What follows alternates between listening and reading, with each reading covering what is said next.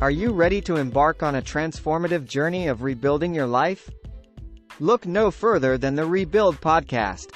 Join us as we dive deep into conversations that nurture personal and spiritual growth. Through the wisdom of the Word of God and practical applications, we'll guide you towards becoming the best version of yourself. On this podcast, we will delve into a variety of topics and insights, ranging from mental and emotional well-being to personal development and spiritual growth. Together, we'll explore the paths to healing, resilience, and the restoration of inner peace. Subscribe now and let's rebuild our lives together, one uplifting conversation at a time.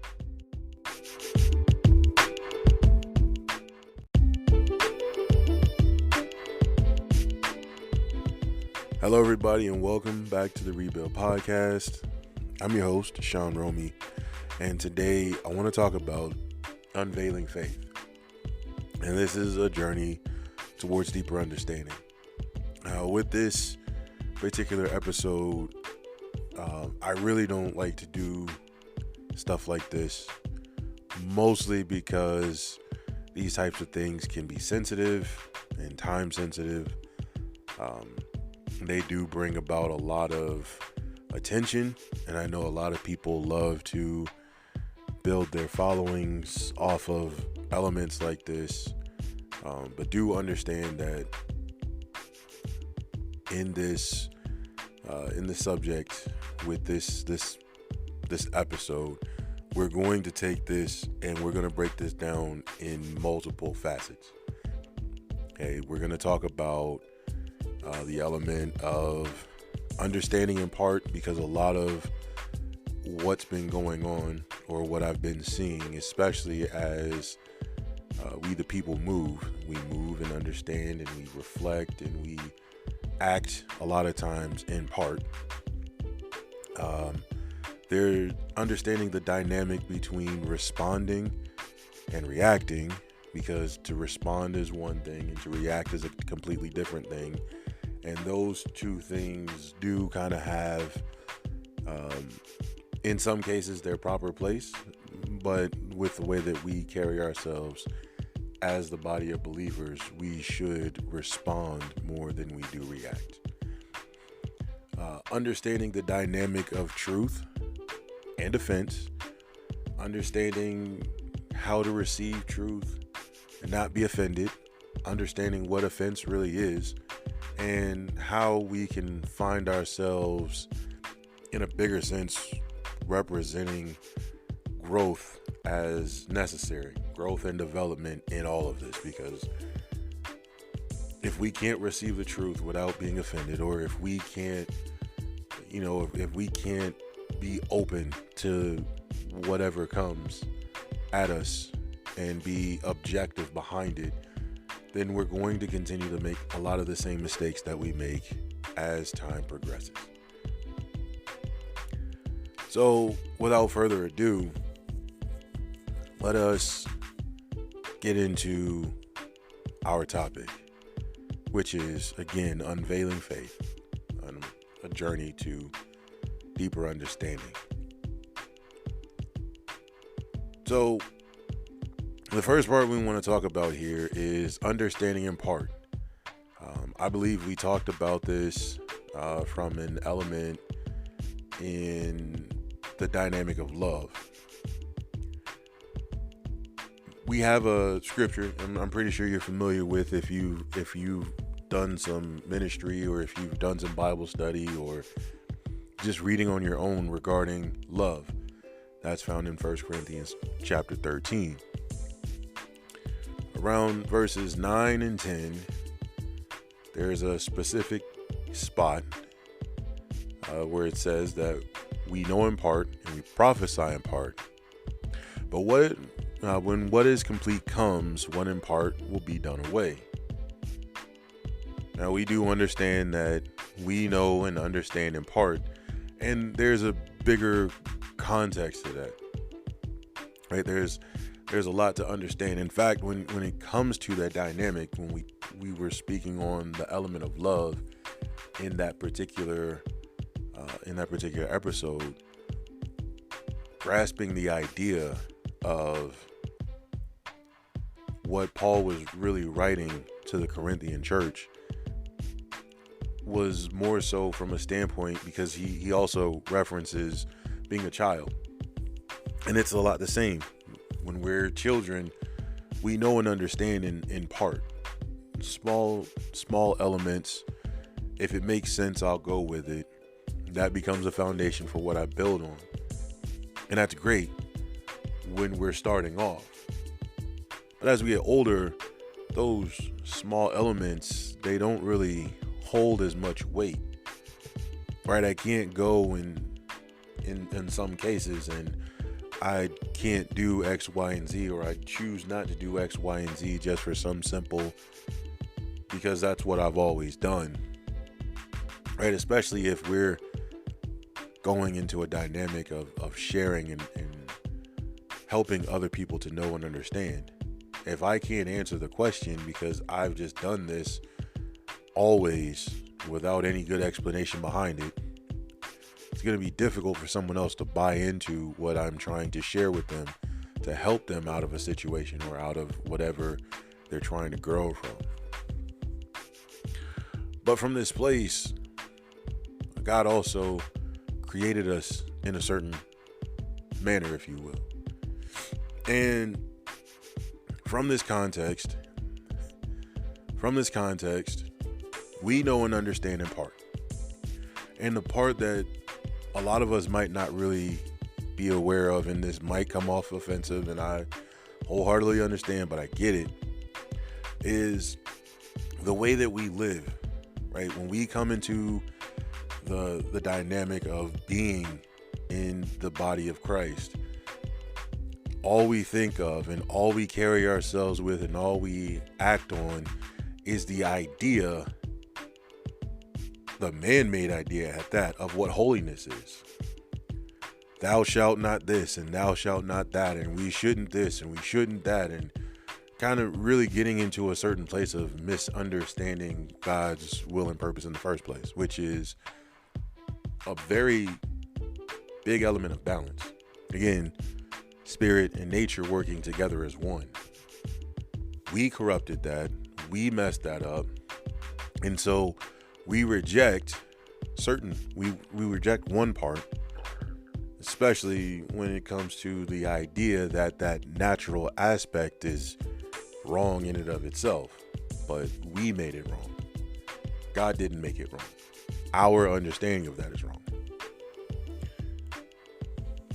This also showcases just how we misinterpret God's word in a lot of cases, because we will go on to preach narratives that drive being so spiritual to the point that we reject any and everything that is considered natural, especially from a place where we want to reject all of the bad things of the natural element, but we try to receive all of the good in the same process. It doesn't work that way. Right? This skews the way that we see this whole dynamic, because again, how can I say that I want the abundance and the blessings and the favor and the elevation that God has in this earth, but I want to go through it without the tests and the trials and the work and all of that? How can I say that I want the healing that God has for me to where I can be whole if I'm not willing to go through the processes of navigating through my hurts and my pains? Right? There's a certain subtle battle or dynamic there that we miss. And I'm going to explain all of this, and I'll get to the reason behind this episode, and like I said, why I'm not a fan of speaking on stuff like this in this regard. But from this place, understanding and grasping in part really does put a lot of pressure on us as a whole to live a certain kind of aspect or a certain kind of lifestyle, to say that this is what separates us from the rest of the world, in such a way that when we think about being outside of or separate from what God's will is in terms of being his chosen people, we actually, without realizing it, we treat ourselves as the Pharisees and Sadducees of the time. We reject people who don't subscribe to our viewpoints, our actions, our ways, our mythologies, our methodologies, right? If we speak on certain platforms, we're supposed to come, very stern, if you will. Basically telling everybody that they're wrong because they're not subscribing to our way, our plight, our whatever you want to call that. To make matters even worse, when we get even further into that dynamic, you're talking about his subsect, which is, a certain denomination, and my subsect, which is a certain denomination, and your subsect, which is a certain denomination, and all of these different denominations that have different elements that are man-made that go against God's word. We're taking into account that those things matter, which makes it difficult for us to come together even from that standpoint. And then we make a lot of videos, and we have a lot of podcast episodes, and we have a lot of words that are spoken that address this, or to make light of it as if it's not a big deal. But reality is, with all of these different elements, it's what keeps the churches divided, among other things. This hurts us, again, more ways than we realize, because a great example, if you think about the difference between, say, a Pentecostal and a Baptist, or what a non-denominational person is compared to a Church of God in Christ, or a First and Southern Baptist, or all of these different breakdowns of different subsects of the Christian faith. And we can go even further than that. You can consider Luther to the Protestant sects, or the element of the Catholics, and those that were separate of the Catholicism, and all of these different things. And there's a lot of different breakdowns and divisions, and different ideologies, and different philosophies that get pushed, that we believe, all in all, that we're right, which again is more divisive than it is being able to bring people together.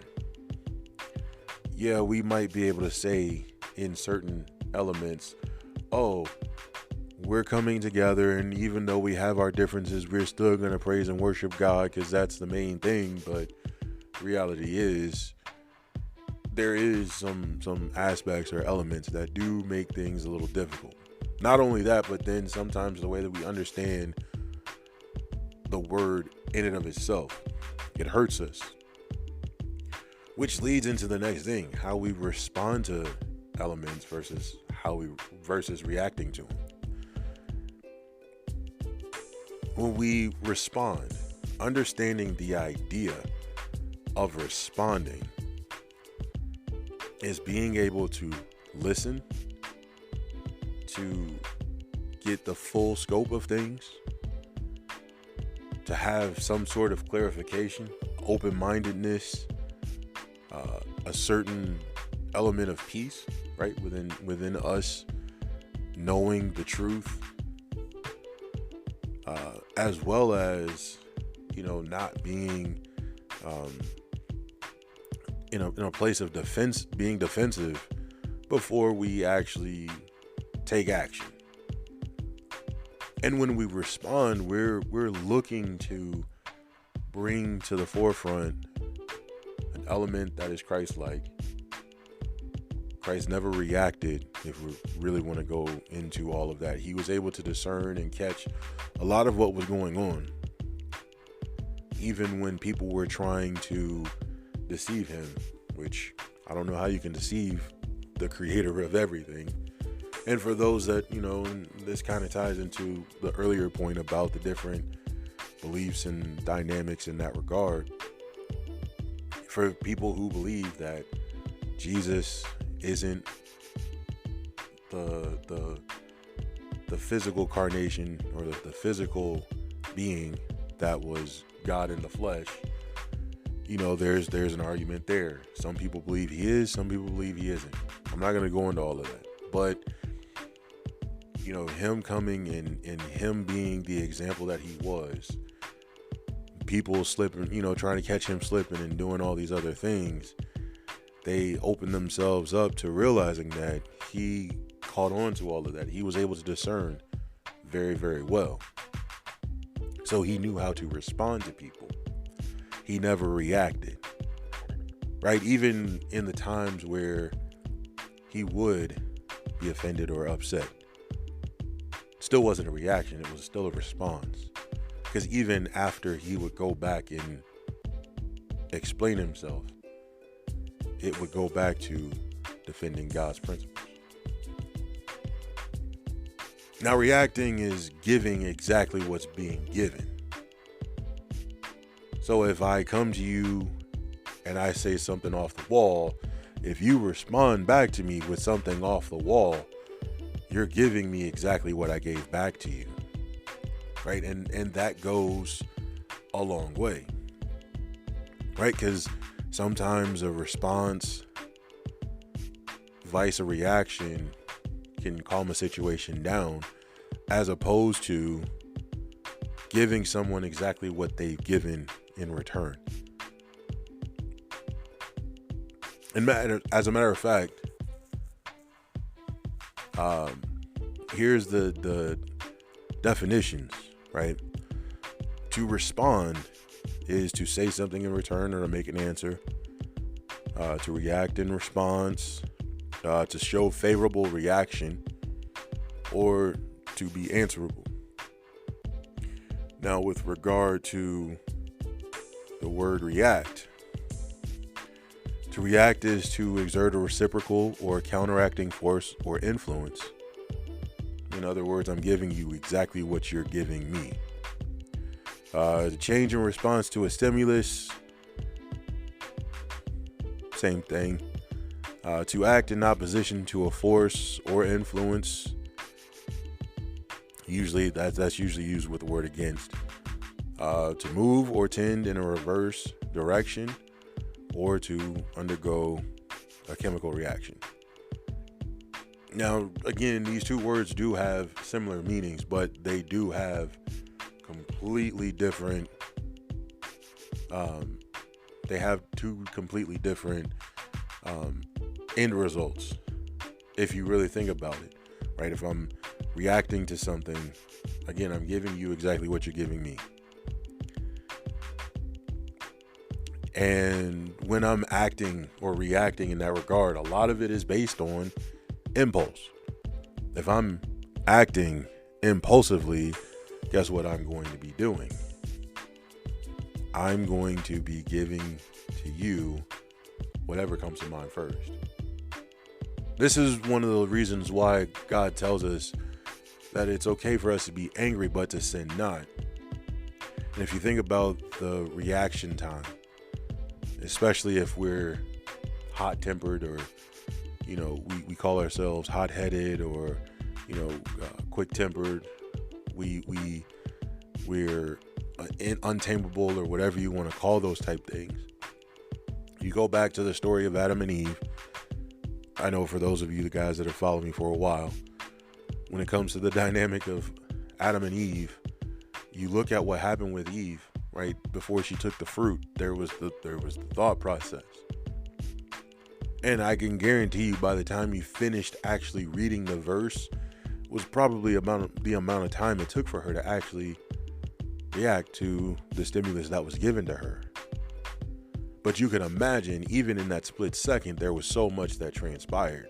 And with us, a lot of that is the same.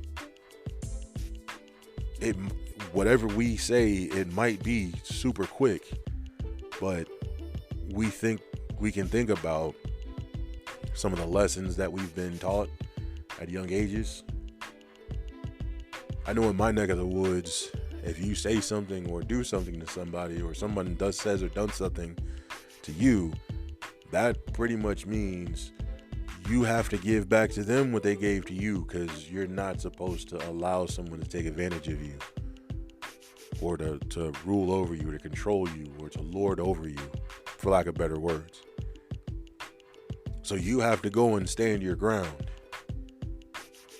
And so I can think of numerous fights and jump fights and all kinds of just situations that have taken place where you see these things going back and forth and back and forth and back and forth, all from a reaction, vice a response. Another element, and this ties into the first part, understanding in part. A lot of us, we look at what we see on the surface. So if I see you react, I'm going to go off of the reaction, but I might not get too in depth with what's going on inside of the other element, which is, a lot of times what's the driving force. I know a lot of guys that I grew up with that they were looking for love or attention, and they equated the way that they reacted or they would act in order to receive said stimulus from whoever was around them. So if it was, being told that they were bad, or they were, they would receive that.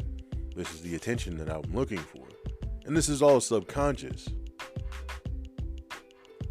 And I can tell it even more so now when I look at a lot of these guys, or a lot of them I follow on social media, and I see them now in their roles as the influencers of those under them. And I can see that they're imparting something that they wish that they had. In some cases, yeah, there is still an effect there, but there's something special about seeing people who can change what was given to them. And that's a great example of watching the dynamic of reacting over the course of time, vice responding over the course of time. Somewhere along the line, something clicked, something changed, and now you're showcasing by just a mere position of presence, or maybe a certain element of influence, that you want to bring something to the table that wasn't there before, so as to not perpetuate some of the same things. And again, that's what brings about the dynamic of reacting and responding. If I'm responding, I don't have to worry too much about the person on the other side doing something out of line. Right now, if they choose to still want to push that narrative, you have to do what you have to do accordingly, whatever that may be. But a lot of us, we do find ourselves in positions where we can diffuse a lot of situations based on the right response, as opposed to impulsively reacting. And I recommend reading The Power of Habit, a book by Charles Duhigg, where it talks about how habits are built and formed, and looking at how that really puts a lot of emphasis on how we can instinctively go into cruise control after we've allowed certain functions to become more streamlined. And best believe, if we do create some bad habits by doing that, it can come out to be some pretty bad results, which we don't want to do that, because that can be offensive in some cases, which segues right into the next element, which is being, again, truthful without being offensive. Right? A lot of us, we talk about being honest, and we talk about being blunt, and we talk about telling it like it is, and letting people know what the real is, and what the truth is, and all of this. But a lot of times we use that as a guys to allow ourselves to just say and do whatever we want without any type of repercussion. The downside to doing that is we can create a lot of offense, which creates a lot of reaction, which now puts us in a tough spot, and now we're responding as we're victims rather than antagonizers, right? And that's never a good thing.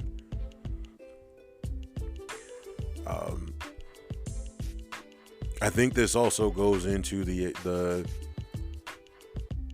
thing of recognizing, and this was kind of tied into the last section. You know, sometimes when we have the things that we're looking for that we don't get, we can find ourselves in a place where we have certain voids, certain holes that don't get filled or fulfilled. And as a result, we long and yearn for these things. And if we're being fed bad habits, if we're being taught bad principles, if we're being put in a position of taking certain elements, certain things, specific ways, right? Especially coming from an aspect of reacting, vice responding, we'll start to learn that our tolerance for, finding things out a certain kind of way, or even being told the truth in a lot of cases, will become offensive. In fact, when we find people, especially when we see today's day and age, when we have the politics, we have the different views on religion, we have the different views on just about everything you could think of. If your view is different from mine, rather than being able to sit down and have a conversation, we take offense, and then we go deep left center field, and we're trying to do everything we can to destroy this person's character, or in a literal or a metaphoric sense, destroy that person, which is never a good thing in and of itself. We can also find ourselves having the proverbial walls up where we don't want to hear what anyone else has to say, especially if, we're talking about wanting to stay the same, right? We believe that we're right. We believe that we're good. We believe that there's nothing wrong with us, right? Whatever core principles we have, those are the core principles that we'll stick with no matter what. Those can, obviously lead into other problems.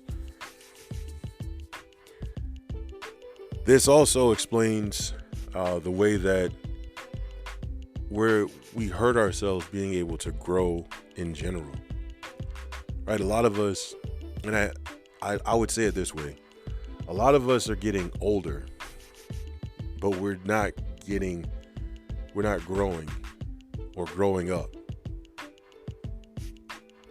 right? And when I say getting older, obviously, we age, our age goes up. We get older by the minute, the second, the day, the hour, the week, the month, the year, the decade, right? This part is true. But when it comes to the idea of growing or evolving, a lot of us really don't. And again, I understand it because, we talk about the principles that we have, that we live under, those principles being centered around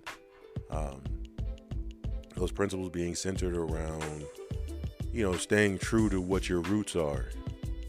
To be perfectly honest, again, this goes back into 1 Corinthians 13. You talk about, when you were a child, you thought as a child, you understood as a child, you spoke as a child.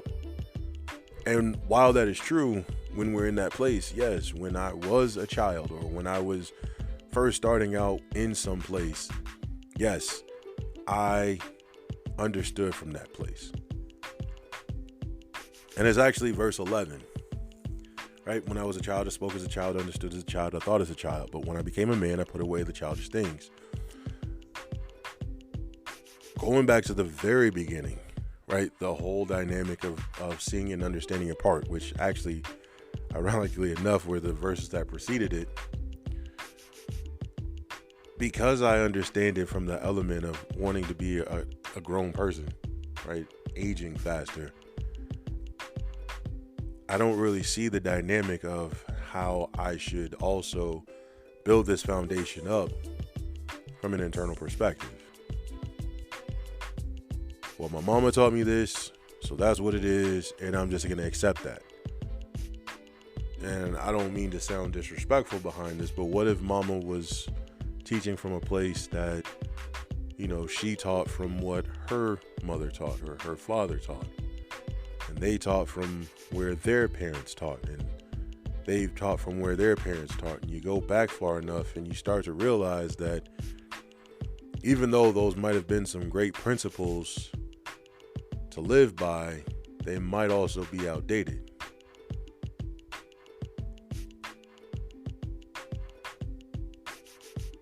Allow for a pause there to really put that into perspective. If we're talking about allowing ourselves to really see and know for ourselves, in fact, the Word of God also tells us that we should seek out our own soul salvation. A lot of us use that out of context from the standpoint that we feel as if that means I can do my own thing in order to find this truth. The reality is, it's not you doing your own thing to finding the truth, but it's us gathering everything that is around us to be able to be open-minded to receiving whatever it is that is presented to us, so that we can see and understand what our will and purpose is here in accordance to what God has for us. That's really the main basis of seeking out our own soul salvation. Because most of us will get to a point where we just basically say, well, you just have to accept Jesus Christ and you have to repent for your sins, and that's it. I'm like, if it was really that simple, there wouldn't be a need for a lot of things in terms of how God maneuvered. Realistically speaking, right? There wouldn't be a need for Jesus to have come in the first place and atoned by sacrificing himself. Right? We kind of miss that part. And in some cases, we look to Jesus in that New Testament element, and we kind of push away the old, not realizing that we should reference the old so we can understand how that applies into the new, or how that applies into the new covenant.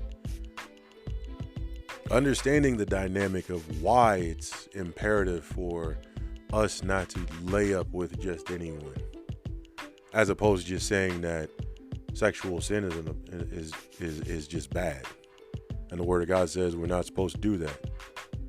But we should also expound on that. Okay, yes, in the Old Testament it talks about the different elements to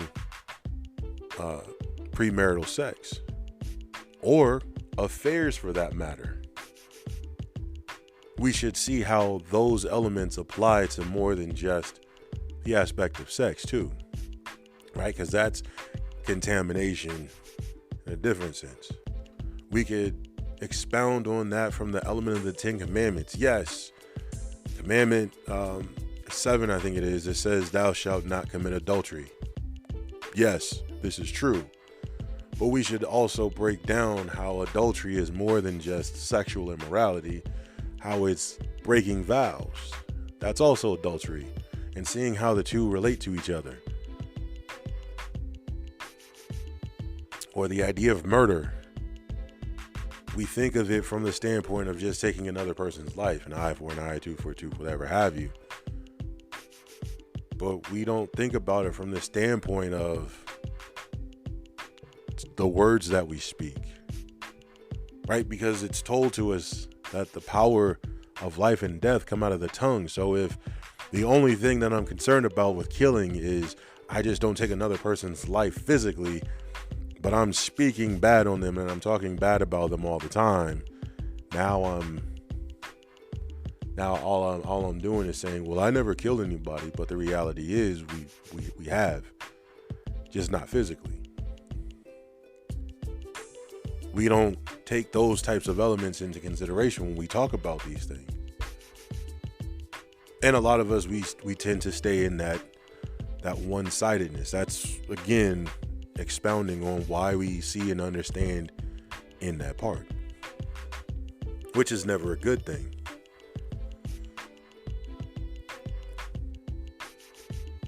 I like the idea too with regard to how King David was in this element.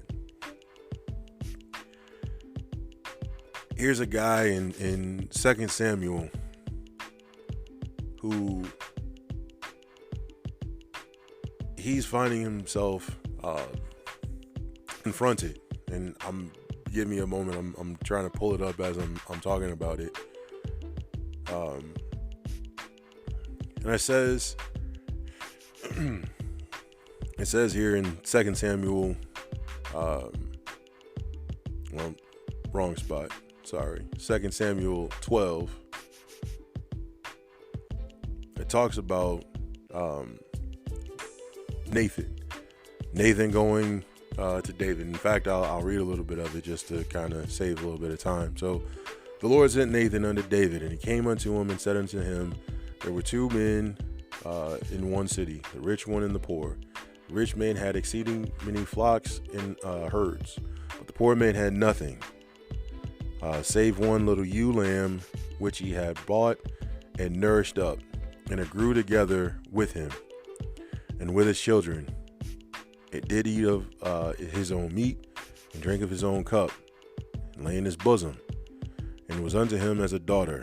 And there came a traveler unto the rich man, and he spared to take of his own herd, to dress for the wayfaring man that was come unto him, but took the poor man's lamb, and dressed it for the man that was come to him. And David's anger was greatly kindled against the man, and he said to Nathan, as the Lord liveth, the man that hath done this shall surely die. He shall restore the lamb fourfold, because he did this thing, because he had no pity. David said, thou art the man, thus saith the Lord, I anointed thee king over Israel, and I delivered thee out of the hand of Saul. I gave thy master's house, and thy master's wives into thy bosom, and gave thee the house of Israel and Judah. And if that had been too little, I would moreover have given unto thee such and such good things. Wherefore hast thou despised the commandment of the Lord to do evil in his sight? Thou hast killed Uriah the Hittite with the sword, and hast taken his wife to be thy wife, and hast slain him with the sword of the children of Ammon. Now you think about this, and it goes further and further into this, but this is talking about Bathsheba, and David being called out in this regard, right? Because he was being told that, he was dishonoring his responsibility. And in the end, David does the right thing, right? He decides he wants God's will more so than he wants the riches. And here's an element where he was offended in the beginning. And of course, later on, he realizes the error of his own ways. This becomes very evident to a lot of us, right? We hear the truth, and a lot of us don't see the truth because we're blinded by someone saying something to us that we don't like or agree to. And again, all of this hindering us doesn't allow us to grow and develop as we're supposed to. Now, having said all of that and setting the tone for this, I know a lot of you guys might have been paying attention or watching with regard to the Breakfast Club interview with Ty Tribbett. And like I said, I'm not one that I really like getting into these things because I like to make sure that whatever I do speak on, I at least have some knowledge or insight of. I especially don't like doing it when there's only part of the situation that's being given and only so much being given at a time. So there was a certain clip. I want to say it was early into the interview where Ty Tribbett talks about the institution of the church and how whack it is, and the whole element, and basically how it's a system, among other things. And he's speaking to this element. And if you go on to watch the interview a lot further, not even that much further, to be perfectly honest with you, he actually goes on to ask each of them about their experience in church. He asks them when's the last time they've been and why they haven't gone. And each of the different interviewers, they give their answers and speak to the different aspects and elements. And in all of them giving their points, he goes on to, prove the point of why he was saying what he was saying.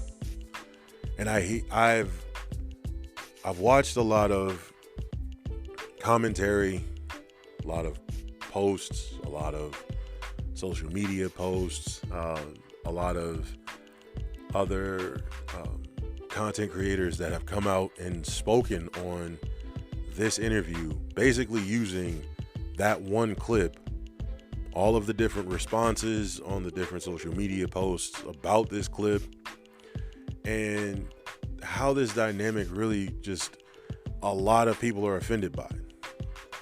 I've seen sermons on this, and as a matter of fact, I had actually just finished watching a piece of a sermon that was actually tied into this, and I said to myself, this is exactly what it was that he was talking about. A lot of us, we get into the idea of what the body of Christ is supposed to look like, from both inside the body and outside the body.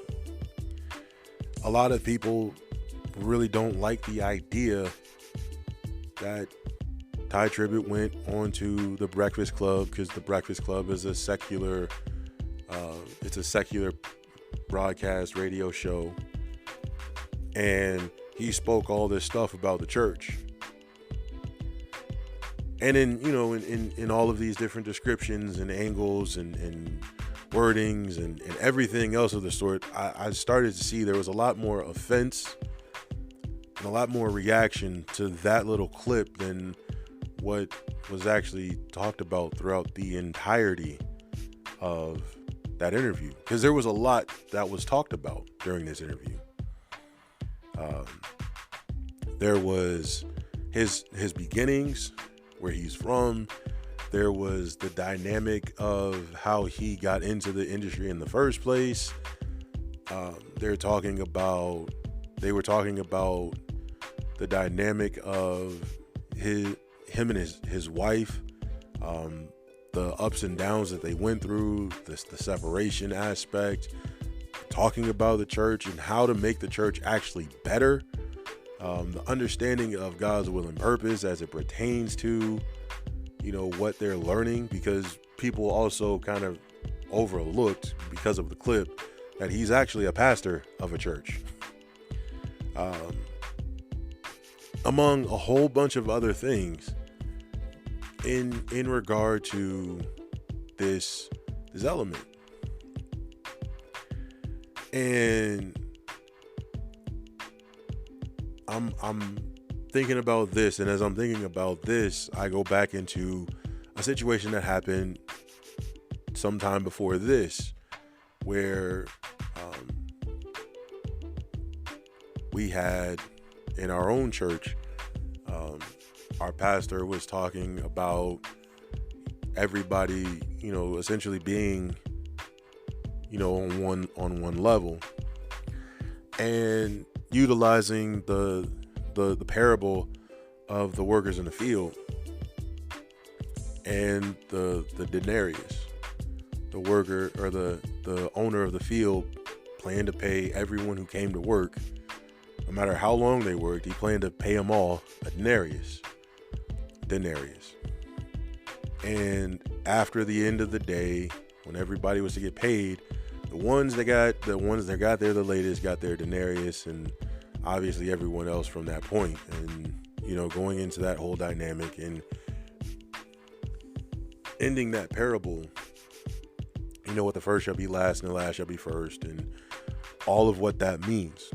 And I'll admit, even at that point, I never really understood what that phrase actually meant. I heard it all the time, but I come to the recognition that the last shall be first and the first shall be last has nothing to do with position in terms of a hierarchy, but it has everything to do with we're all on the same level playing field when it comes to doing God's work. And in this process, she's explaining this dynamic, and in this, she goes into different context where this also applies, which goes into marriage, which goes into business, among other things.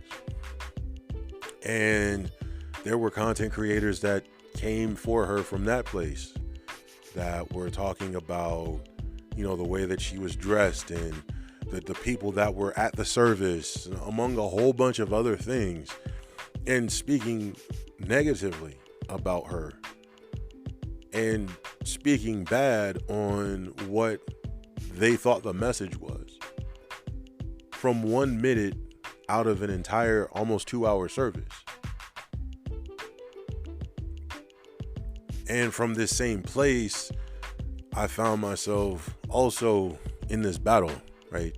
Because part of me wanted to react and react in kind, the way that these guys were reacting. In fact, there were 2 videos in particular that we got wind of, and I think I might have talked about this in another episode, but I got wind of both of them. I actually watched one in its entirety. The other one, I couldn't watch. I got offended for personal reasons, but all in all, I said to myself, no, this isn't the right thing to do. And in fact, I really didn't want to touch on it, but this, along with the Tye Tribbett interview, really kind of opens the door for an entirely different element, which I'm kind of glad I allowed peace to, kind of take its place. But being in this place, right, again, I'm noticing that a lot of us as believers were offended by what he said. Well, how can you call the church whack? And how can you say this about the church, and you're in the church, and why would you go on a secular platform to say this, and da-da-da-da. And I understand the dynamic that most of us are considering because it's the Breakfast Club. But I'll be perfectly honest, I've also seen some of these same sentiments spoken in church services. We talk about separating the concept of the religious element from the relationship element. That's the same thing. Right, because there's a difference between the religion and the relationship with Christ. There's a difference in the way that we carry ourselves when we really believe, vice when we get into the man-made element of the system, which is another part of what was talked about in the clip. Right, when we really break down what that looks like, and when we have a certain level of discernment, especially inside of the body, we can recognize that there is a difference between the two. Because there is. On the surface, they look the same. I get dressed, I go to church, I praise, I worship, I sing, I sit down, I receive the word that's being given to me that talks about certain topics and a lot of the same stuff over and over again. And then I go about my week until the next service where we rinse and repeat and do the same thing over and over again. It's more of a routine than it is anything else. In fact, in that aspect, right after the clip, DJ Envy actually gave his explanation as to his situation. He talked about, when he grew up, he was one who, he had to go to his family's church, right? The church that his grandmother went to. And that was it. There was no exploring or seeking out our own soul salvation, as we like to call it, because that's what it is in the word. So as he got older, and he was in his own place, he started looking at the idea of going to church as a chore, right? I got to get up and I got to do this and I got to do that and I got to do this and I got to do that. And it doesn't do what it's supposed to do, right? We should be excited about being able to spend time with God, and it shouldn't feel like a chore. Again, watching the entire interview vice watching the clip, we'd hear that. And if we were to hear that, we'd be able to see that this emphasizes what Tye Tribbett was talking about with regard to the institution. Because with the institution, it really is a routine. And when you get to the idea or the concept of routine, you're really just going through the motions at some point. Being in the military for 12 years, this is exactly how we carry ourselves. I get up every day, I do my routine, and everything I do is routine based. And the only time we ever really overreact or we do things out of character, quote unquote, is when things go off script. As long as my equipment doesn't shut down randomly, or it doesn't break down randomly, or there's no issue or problem, we just go through the motions and we just kind of exist until it's time to go to the next thing. Once something goes wrong, everybody's on high alert. You find out that there's people that know more about the situation that's going on that you're in the middle of than you yourself. And you're like, how is it everybody knows the X, Y's, and Z's of the situation more than I do, and I'm the one that discovered the situation in the first place? But we get so wrapped up and tied up in the routine that a lot of us will miss it, and then we're trying to figure it out while everybody else is applying more and more pressure to get things back to normal. At the end of the day, it's get back to normal, get back to normal, get back to normal, get back to normal. And everybody's, because at the end of the day, if something goes wrong, he who knows and is at the highest level is obviously going to be held responsible, and that's going to trickle down to the lowest common denominator that knows about it, and nobody wants to be in that position. And I feel with the church, this is a lot the same, right? If I'm going to the church and I'm in the motions and I'm doing the thing that I'm always doing, as long as people are coming in and things are flowing as normal, then I have no problems. But once I start to see certain dynamics are different or changing, now I'm concerned. Or if someone says something or does something that goes against what I prescribe to as the norm, I feel a certain kind of way. I've seen, and I think later in the interview there was actually talk about one of the churches. I'm not exactly sure who, because again, like I said, I usually don't prescribe to this kind of thing. I'm more so focused on myself and those that I'm responsible for that, in that context. But there was a church at the turn of the year that did the swag surf. And that they swag surfed into the new year with the swag surf song. And I believe Jess Hilarious was the one that brought it up. She was the one that actually asked a question, and they all kind of talked about it and that dynamic, and there was the differing viewpoints behind it. But stuff like that, right? And these are the things that we also see within the body that make things all the more difficult.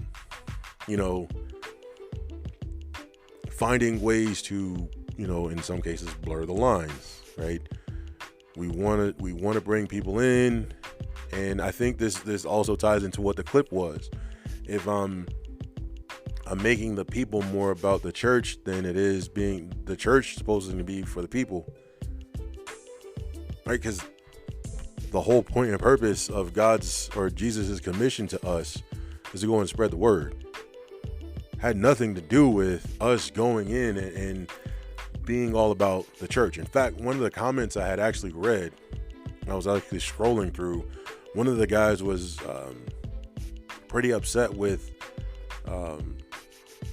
Ty Tribbett actually speaking on, the concept that God is not the church. And I can imagine a lot of people getting upset behind that. Oh, God is not the church, but he's not. If we're going to be totally honest, God is not the church. God is actually, God is who God is, but God gave us, he gave us a commission, even in the very beginning when he spoke to us. And I believe we talked about this. We've talked about this from the very beginning, where we talk about creation and we talk about our will and purpose. It's to go and be fruitful, and being fruitful is more than just being, giving seed from the standpoint of multiplying, right? Or filling the earth and replenishing it, and basically going through the process of, making sure that we have a bunch of us on the earth. No, this is a spiritual context too, where we're supposed to be spreading and cultivating heavenly principles, cultivating heaven on earth. We're supposed to spread this knowledge to our brothers and sisters. This is what God wanted. So God doesn't confine himself or prescribe himself to, quote, religion. And I think that's another thing that kind of hurts us again, and I think this is why a lot of people were offended, because religion is different from the relationship. God was more concerned about the relationship than he was the religion. You go back and look at the dynamic with Jesus and the Pharisees and Sadducees, and if we're really being objective behind that, the Pharisees and the Sadducees were the epitome of what religion was. All of the rituals, all of the practices, all of the beliefs, they were from a great place. They were from the law, but they took the law way too literal, to the point that they found themselves unable to see the God in the law and understand the God in the law. In fact, they took the opposite of what the Proverbs 3 approach was, right? They leaned on their own understanding and they didn't allow God to navigate with them through it. And I think that was something that happened over time, right? If we look at, great example, if we look at the dynamic of gang culture, I might have talked about this before. We talk about gang culture. Gang culture kind of comes from a lot of these places, especially in some of the black communities. You look at the founding of Crips and the Pyrus. Some of those guys came from, the families of the Black Panther Party. The Black Panther Party came as a result of police brutality in the community, wanting to ensure that they weren't being treated unfairly because they were treated or looked at or viewed upon as second-class citizens. When the party failed, you had all these people that had this belief that they still needed to protect their neighborhood from outsiders. Spirit was still there, it was guided in a different direction. That's the same thing that I see with regard to the Pharisees and Sadducees, because these were the same people that held the high positions of old. They were the priests. In fact, they went from being, in the olden times, they were the ones that were the dirtiest, to Now they're the ones that have the reward of being, the ones in the finest of linens. They had the highest of education. Right? So what was supposed to change in dynamic actually changed them. Kind of the same thing that we just read with Nathan and David. It's the same thing. And I'm looking at this dynamic, and I'm looking at how a lot of us are jumping down Ty Tribbett's throat because he went on a secular radio station or radio show and talked about the church. And I have to call hypocrisy on it, to be perfectly honest with you. Not from the standpoint that I'm trying to make myself look better or that I'm right and someone else is wrong. But let's be perfectly honest. Again, what Ty Tribbett said, most of us say, whether we're on a platform or we're not. I can think of numerous people that have left churches for the very same things that he said. And there are people that tell other people, that tell other people, that tell other people. And people will stop going just as much as if I go to a church and I find purpose in that church. I'm going to tell somebody, and hopefully they tell somebody, and hopefully they tell somebody, and we all come into the church and we all get our lives together and we change for the better. And it's never a good place for us to be offended by the truth, because truth is, the institution, again, is terrible. It really is terrible. If we really look at where we are in today's day and age, we have so much separation outside of the denominations. We can get into age separation. Right? There's the dynamic of those people that consider themselves old school. You have people that consider themselves old school by the dynamic of just having grown up in the church for a while. You have age brackets, so everybody's kind of bracketed off by age group. And well, if you're young, so you don't know any better, or you're old, so you should know a lot. And none of those things actually work, but we push those elements. Appearance is another great one.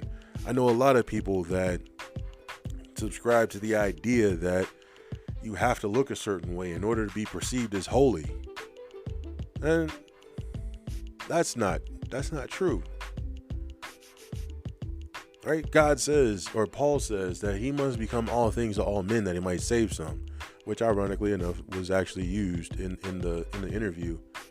Now that does mean we have to utilize wisdom. I'm not going to go to the strip club and try to go out there and bring everybody into the house of God, right? Coming from the shake bar. But again, I do have to go out and be able to connect to the people that are young, because they need it. Especially while I may still have an influence on those that are younger than me. Because I'm going to get to a place where I'm going to be too old to be able to connect to them. And if I can't connect to them, now my voice to them is no longer effective. Because my lifestyle is different, or I might not understand the plight. I noticed this even from the standpoint of being, having gone through just being in the military. When I came in, the social media element was really starting to take off. It's like becoming a huge thing. And I've grown with it at my age.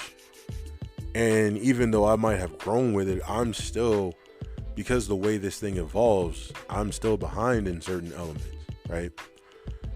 But if I take that and compare that to some of the other people that I had come in with who might have been younger, or those that were even younger after me that came in, they grew up with this. They were young enough to basically say that this was their lives. This was their lives. And for those that have followed suit, my children are at the age now where this is their life. They don't know anything outside of this. My youngest brother might have had an experience outside of social media before social media became super big. But for the majority of his life, he's known nothing but social media.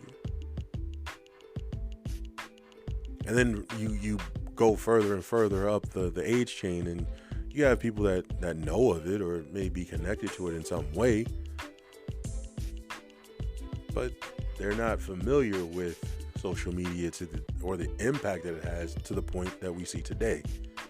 Right? People are making a living off of social media.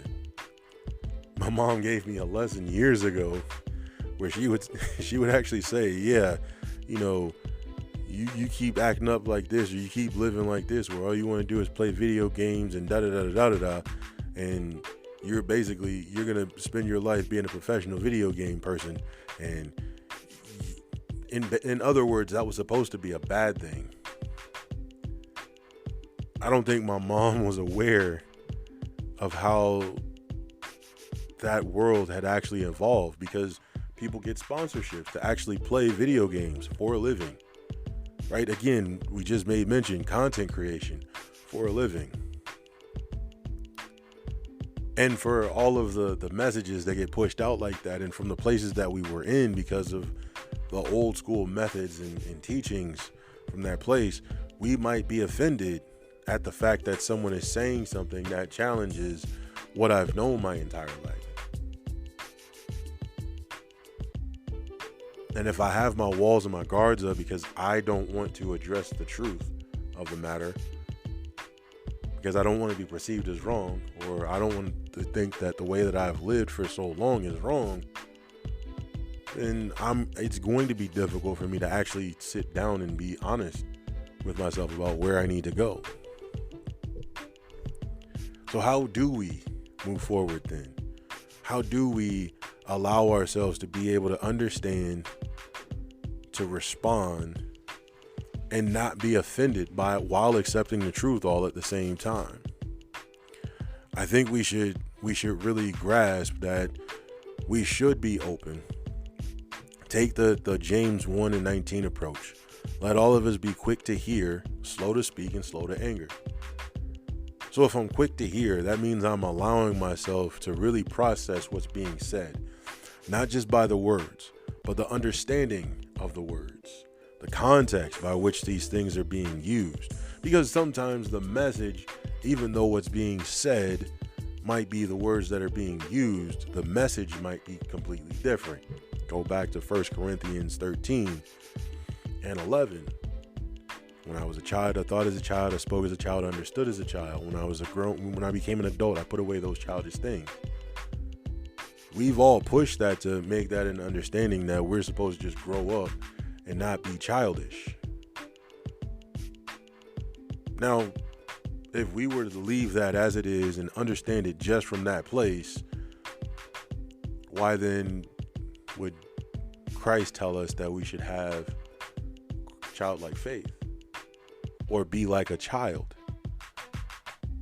If we read that and take that at face value, we're going to be confused, and we're going to basically feel like we're contradicting ourselves. Why would I want to be childlike when Paul tells me later that I got to put away the childish things? Right? So we have to understand the context.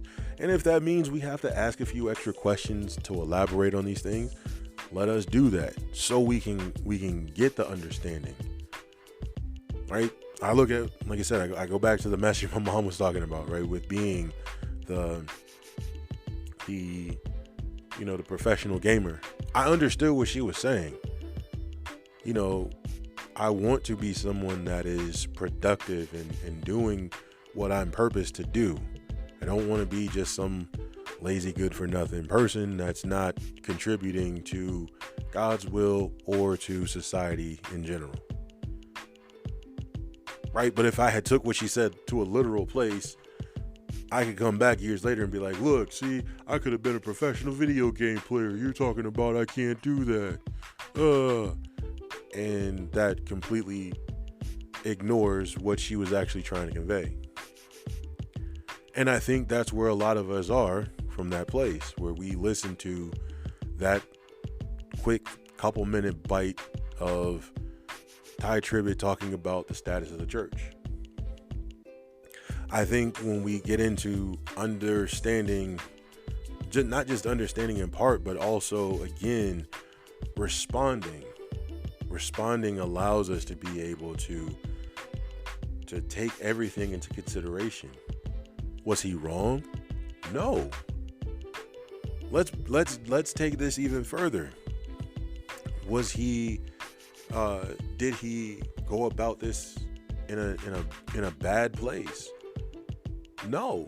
To be perfectly honest, no.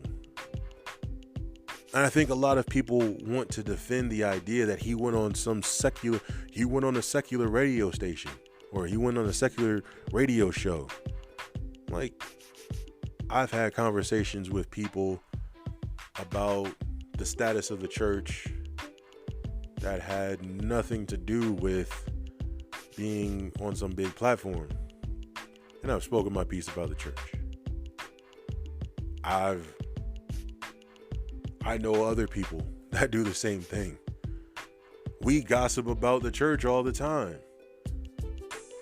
Get on the phone and girl, you know this and you know that, and this person this and that person's that, and man, the church is this and the church is that, and da da da da, and we gossip about this thing all the time. To be perfectly honest, we're more so offended by the fact that he went out and he said it, and now it's there, and people are going to have to answer questions more so than it is he actually went out and he said it. Because if we were to really be honest and really assess what the status of the church is and how to fix this problem, or how to fix the problems that are within the body, we wouldn't have some of the many issues and problems that we do have. Now, it's not to say that the church isn't bad in and of itself, but we do have a lot of people that have taken advantage of the platform. We have a lot of people that have found themselves, and I think this was one of the questions at hand too. We find people that, operate from a place of hypocrisy, right? Where we're telling people not to do the very thing that we ourselves are doing behind closed doors, right? You talk about some of the scandals that come out. So we have those things. You talk about a lot of times lack of growth. You talk about the way that we push our message. We're supposed to be examples of love, and instead we're condemning everybody. That's not love. That's judgment. And in Corinthians, it tells us to not judge that way, lest we be judged the same. I believe it's Corinthians. If it's not, don't judge me for that one. But we shouldn't carry ourselves that way either, because a lot of that also gets pushed back onto us. We're mad at Tye Tribbett for saying what he said, but we're also pushing everyone else away and we're not realizing it. Especially when we talk about the more traditional and religious and conservative elements that have been pushed out in the church of old, right? I believe he even talked about in his time, in his position, he couldn't do just childhood things. He couldn't play sports, and he couldn't go to different venues because the temptation was so real.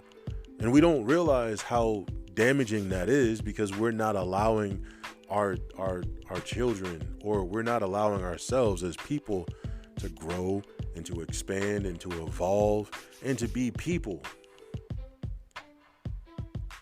right? If I restrict myself so much so to the point that I'm not allowed to do anything, eventually I'm going to focus on the things that I'm not allowed to do.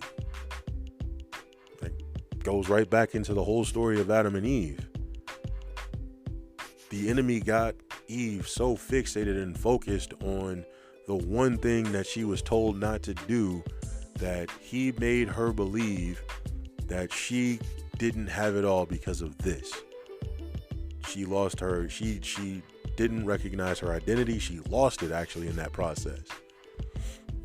She compromised God's will for this piece of fruit. She did all of this.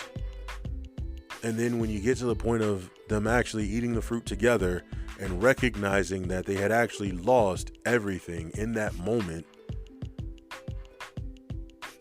then it hits. And a lot of us carry ourselves that way too, which is awful ironic, becoming offended behind the very process that we're doing things in the wrong light. Again, going back to not just the story of that, but you go back to looking at David. David had Bathsheba's husband killed so he could actually wife her up. Whether you're in the church or you're not in the church, because I've seen this happen in the church and I've seen this happen outside of the church. Having been military, having been in college sports, having been in high school sports. I've seen it. Haven't been in the church. I've seen it.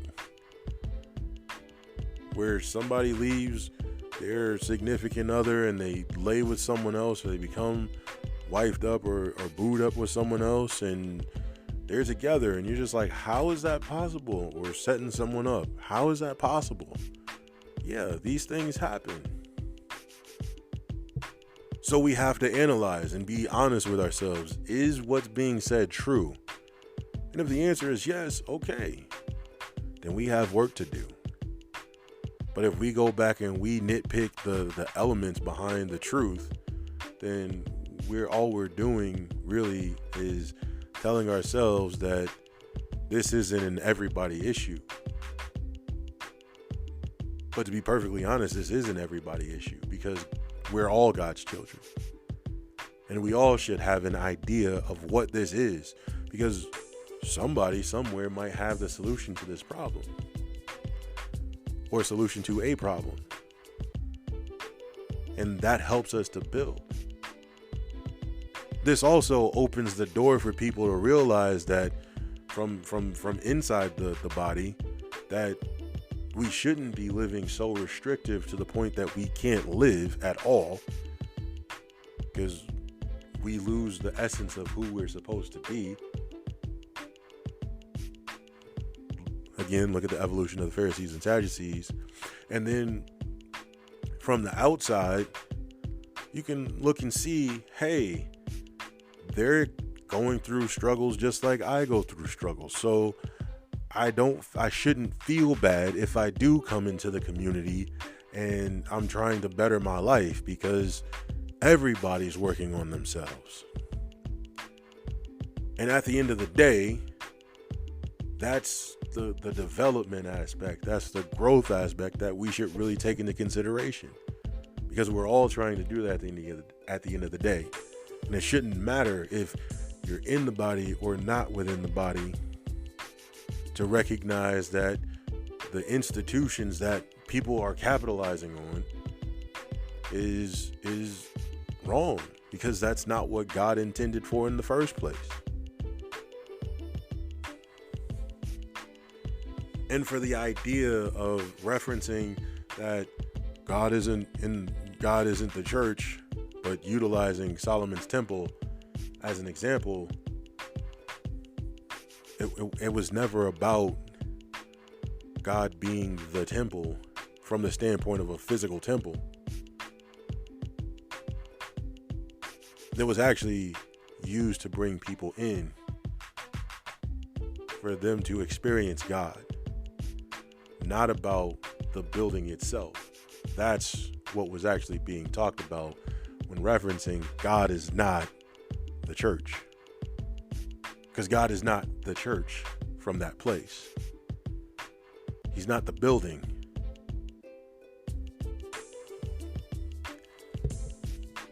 So again, we approach all of this in realizing that we really should look at the dynamic of being able to look and study for ourselves, find out and understand God's precepts, God's laws, God's ways,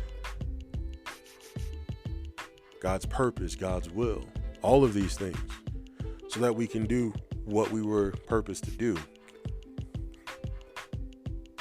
Because without that, we're going to continue to run around in the same circles. This also allows us to be able to fulfill God's will, because now it's not a private matter. It was never a private matter to begin with. And I actually applaud Ty Tribbett for that, because what is now being open for everyone to see and accept now has to be addressed.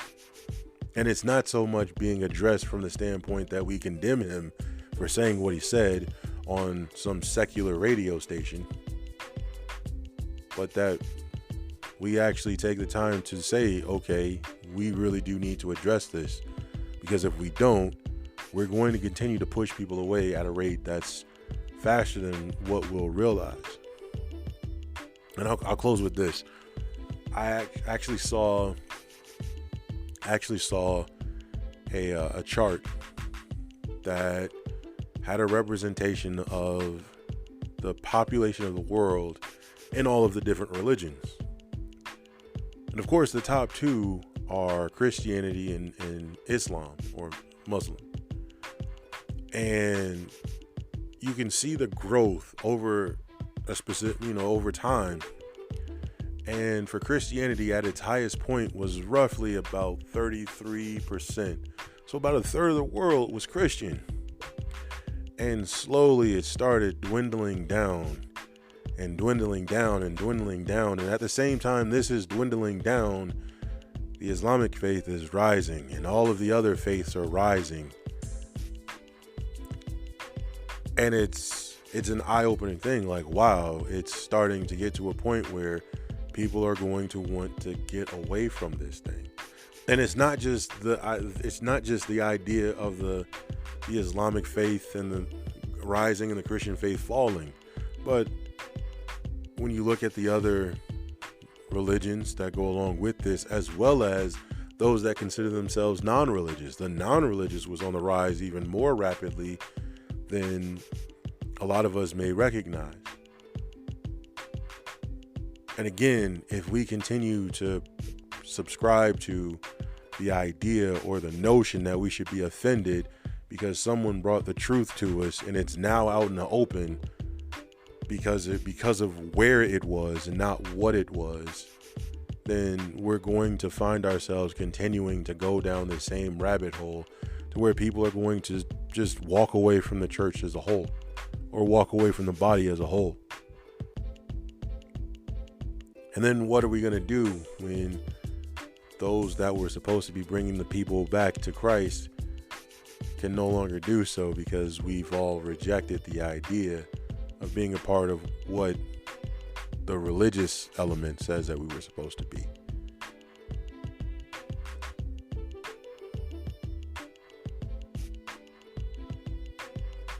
So let's work on being whole.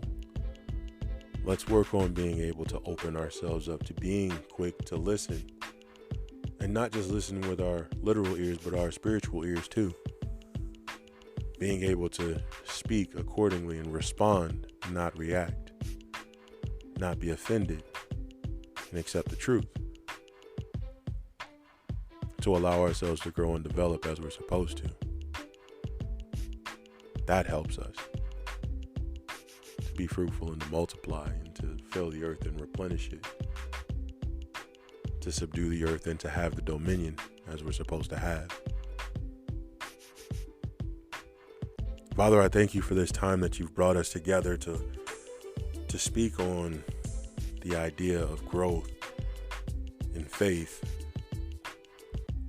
I pray, Father, that we find ourselves being able to be open to receiving your word. We all say that we want to receive what you have for us, and in your word it says that you'll use the simple things to confound the wise, and my mom uses this a lot, and I understand that from this it showcases that you're not going to use the things that make the most sense for us to follow you, or your precepts, or your ways, or your purpose, or your plan. And we have to step out in this place, being uncomfortable, being able to stand on principle that whatever it is that you say, and however you see fit to say it, or to bring it out, or to allow it to be, that we can accept it.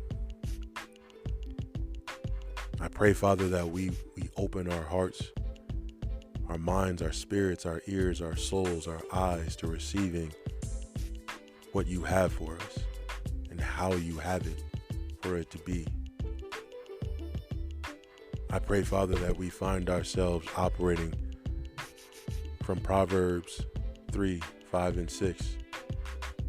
That we trust in you with everything that we have, and that we don't lean on our own understanding of how you want things done.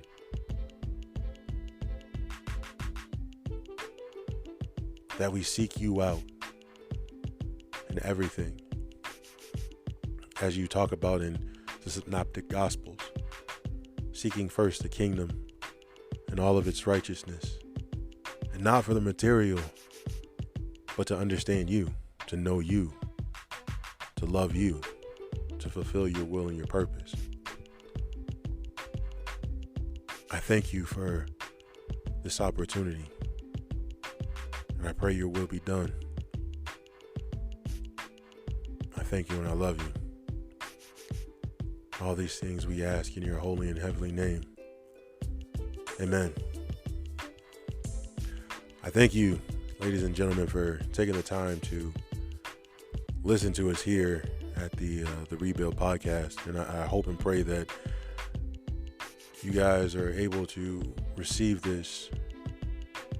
I pray that this finds you well. And I pray that we're not taking offense to what was being spoken.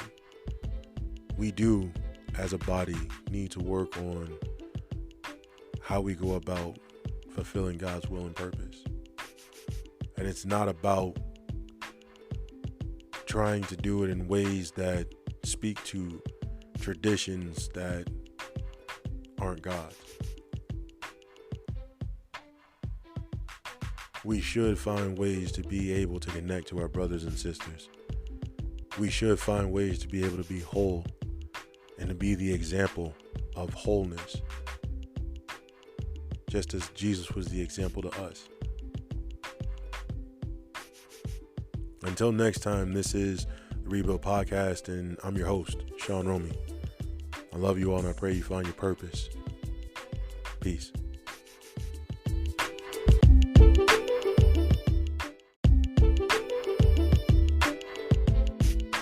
Thanks for listening.